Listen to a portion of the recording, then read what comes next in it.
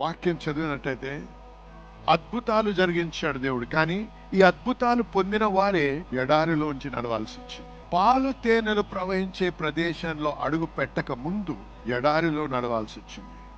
ఆ ఎడారిలో లేమి ఉండింది, కరువు ఉండింది, నీరు లేవు, కష్టమైన పరిస్థితి. ఎందుకో తెలుసా?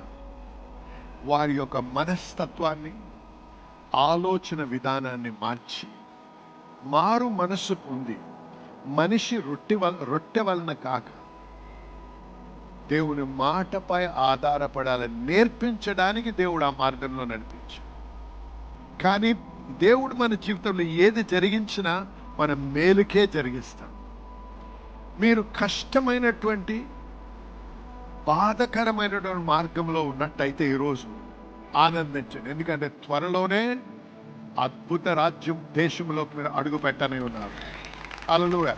కానీ ఆ మార్గము గుండా వెళ్ళినప్పుడు దేవుని దూషించకండి, దేవుని ప్రశ్నించకండి.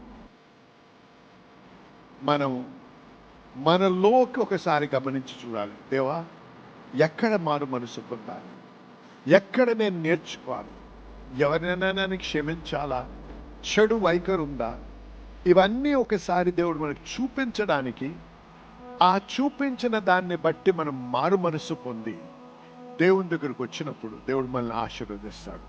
నమ్మిన వారు ఆమేన్ చెప్పండి.